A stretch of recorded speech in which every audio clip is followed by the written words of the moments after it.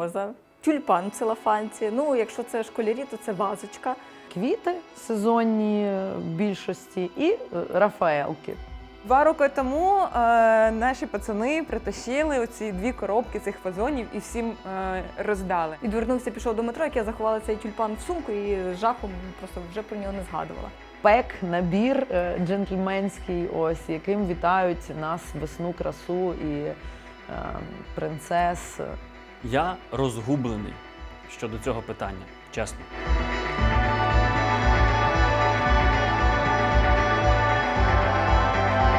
Все своє несвідоме і залежне життя я знала, що 8 березня – це свято весни, жіночності і краси.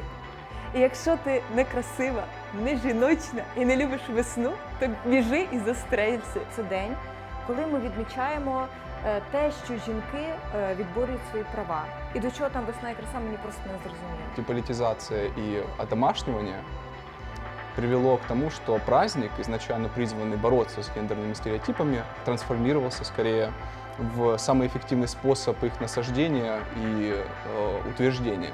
Однак, якщо дивитися на історію, то свято 8 березня виникло з зовсім інших причин і означало інші речі. Перше. Жінки-соціалістки започатковують 8 березня як День боротьби за жіночі права, День солідарності робітниць. 2. На початку історії Радянського Союзу це свято активно використовують для того, щоб залучити жінок до продуктивної сфери праці і витягнути їх з кухонного рабства. 3. Після Другої світової війни свято поволі втрачає свій емансипаційний потенціал. В 65-му році його роблять вихідним днем, а в 75-му році Радянський Союз пропонує Організації Об'єднаних Націй зробити це свято Міжнародним жіночим днем. 4. У Радянському Союзі відбувається період застою, і це свято так поволі перетворюється взагалі з Дня прав жінок, потім на День жінок, потім на свято весни і краси. І 5. Це спадок, багаж, з яким ми входимо в період незалежної України. В 90-х, звичайно, все бурлило, було не до того, щоб взагалі думати про це 8 березня, зате з'явилися такі рольові моделі жінки як матері, жінки як берегині. І саме в цей час українські політики починають говорити такі змішані промови, в яких з одного боку проявляється усе це радянське, а з іншого боку з'являється цей образ матері-берегині, якій треба дякувати. З 2010-х років у нас присутні 3 позиції стосовно 8 березня. Перша позиція, що потрібно далі це святкувати як свято ніжності, весни і краси. Друга позиція, що це феміністичне свято, потрібно говорити про права жінок. І третя позиція, що це радянське совкове свято, його потрібно відмінити і взагалі забути. По суті, у нас є, на жаль, лише 2 приводи на рік, коли ми можемо говорити про права жінок. Один раз це, власне, на 8 березня, і другий раз це під час 16 днів гендерно обумовленого насильства. Починаючи від катастрофічних цифр по домашньому насильству, так, які дає Нацполіція. Ну, вот эти вот фразочки типа, ну, она же баба, она же женщина. С какого перепугу ты резко решил, что ты как-то доминируешь над любой абстрактной женщиной. І закінчуючи тим, що, наприклад, в армії жінки не мають доступу до більшості посад. Для мене це день, коли я відчуваю, що це саме мій день, моє свято. Я можу вийти, наприклад, на марш і відчути єдність з іншими жінками. Я бачу, що зараз багато чоловіків розгублені на 8 березня. І слава Богу, тому що мені здається, що ця розгубленість – це ознака того, що люди думають, осмислюють цю тему. Я пережив момент, коли 8 березня вважалося, треба дарувати квіти, бути корисним жінці, мити посуд, мити підлогу, ще щось. Я це пережив. Потім я пережив період, коли це все вважалося приниженням жінки, і тому я розгублений. Я для себе вирішив, що в цьому питанні я буду слухатись жінок. Поясніть мені, жінки, що мені робити, як поводитись, чи щось, до чого я звик, випадково не принижує жінку. Тому що для когось відкривати двері, будь ласка, прийдіть, це приниження. Це, напевно, не буде зайвим. І я думаю, треба бути готовим до несподіваних відповідей.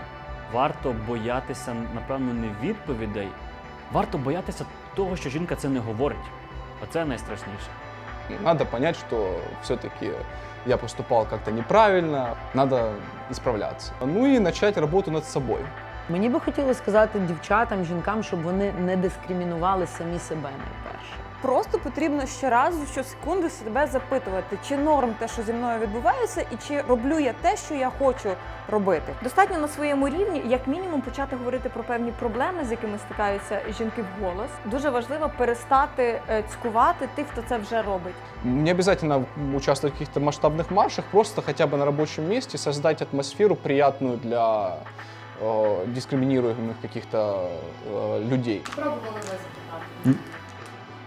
Дуже рідко. Дуже рідко. Насправді, якщо так згадати, то я дуже рідко запитував про те, чи я випадково не образив жінку, чи не зробив щось неприємне. Власне, тому я тільки що зрозумів призначення 8 березня для себе. Ну от реально. Тобто це історія про те, щоб замислитись. Я рідко про це замислююсь. Тому що все нормально в моєму світі, чоловічому типу. Все нормально. Ну, все добре, ми жартуємо, говоримо. І я навіть не замислююсь про те, що це може бути щось неправильно в тому, як це все виглядає. І, можливо, саме час зайняти якусь більш активнішу позицію і першим спитати про це. Зазвичай ми просто дуже мало говоримо і озвучуємо свої потреби і бажання. Якщо ж ми будемо про них говорити, якщо ми будемо пояснювати, якщо ми будемо розповідати, як ми це бачимо і чого ми хочемо, це з нами трапиться. Свою позицію ми можемо проявляти по-різному. Ми можемо говорити про неї просто в колі знайомих. Ми можемо організувати подію, можемо організувати лекцію, кінопоказ, вуличну акцію, можемо вийти на марш на захист прав жінок. Я завжди хочу сказати хлопцям наступне. Дуже хочеться, щоб ви не боялись, не побоюсь цього слова, і не насторожувались від активних і сильних жінок. Моя мрія – це те, щоб в цьому суспільстві, в цьому світі, незалежно від того, ким народилася людина, хто вона, чи він за статтю, за гендером, за будь-якою ознакою, щоб ця людина могла повністю себе реалізувати і почувалася в цьому суспільстві безпечно. Якщо принаймні раз в рік я спитаю будь-кого з жінок, з якими я працюю, живу, перетинаюся, спитаю, чи ти не відчувала хоч раз в житті від мене приниження чи зверхність, і коли це було, то я думаю, що через деякий час ці жінки почуватимуться щасливішими. Тому що навіть якщо я буду все заперечувати, а я буду все заперечувати, наступного разу при подібній ситуації я згадаю це запитання і я буду обережнішим. Я сподіваюся, що я доживу до того моменту, коли люди будуть жити в тому суспільстві, де не будуть звертати увагу на стать, на вік, товстий, худий. Це дасть можливість не стільки більше заглиблюватись в іншу людину, більше її пізнавати і пізнавати себе. І, коротше, я просто мрію до цього моменту дожити. Я маю мрію партнерських стосунків в Україні. Не оця парадигма чоловік-банкомат, жінка-принцеса, козак, берегиня. Це травматична для обох статей парадигма. Тому що світ змінився. Нема ні козаків, ні берегинь, і банкоматів скоро теж не буде. Кілька років тому я прокинулася і сказала, що хочу шампанського. Мій чоловік пішов за шампанським, ми цілий день валялися в ліжку, а потім пішли на марш на захист прав жінок разом. Я думаю, саме таким має бути 8 березня.